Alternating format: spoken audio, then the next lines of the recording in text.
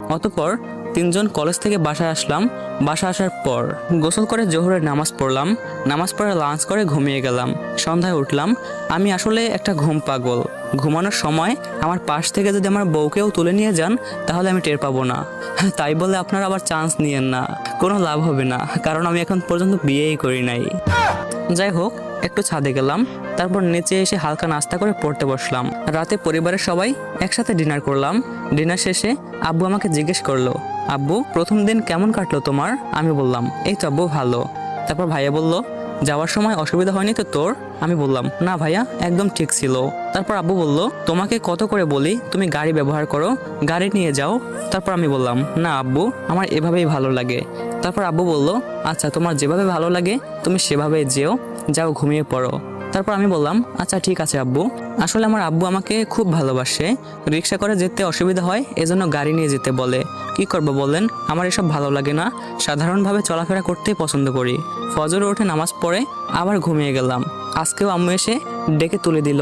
তিনজন একসাথে নাস্তা করে আবারও কলেজে চলে গেলাম। গেট দিয়ে ঢুকতে যাব, তখন ধাক্কা খেয়ে পড়ে গেলাম নিচে।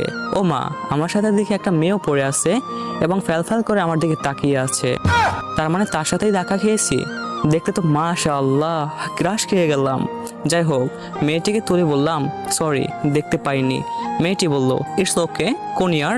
আমি বললাম, ফার্স্ট ইয়ার। আপনি? তখন মেয়েটি বলল, সেকেন্ড ইয়ার। সিনিয়র সম্মান দিবে ওকে, বলে একটা মুচকি হাসি দিয়ে চলে গেল। আমি তো তার ব্যবহারে মুগ্ধ হয়ে গেছিলাম। মনে করছিলাম কয়েকটা চর দিবে, তা না করে কত সুন্দর করে কথা বলল। আমি আবার ক্রাশ খেয়ে গেলাম। আমি একধানে তার দিকে তাকিয়েছিলাম। তারপর রাফি বলল, কিরে মামা, কি হয়েছে তোর? আমি বললাম, ক্রাশ খাইছি মামা। তখন সিফাত বলল, কষ কি মামা? ওই রাফি, আমাকে একটা চিমটি দে তো, আমি কোনো স্বপ্ন দেখতেছি না তো। সিফাত বলল, আমি বললাম, কি হলো রে? সিফাত বলল, ওই শালা, আমি তোকে এত জোরে চিমটি দিতে বলছি? রাফি বলল, তুই তো এটাও বলো নাই যে আসতে দিতে। আমি বললাম, তোরা পারিসও বটে। রাফি বলল, মামা ট্রিট দিবি কখন? আমি বললাম, পরে দিব, আগে ক্লাসে চল।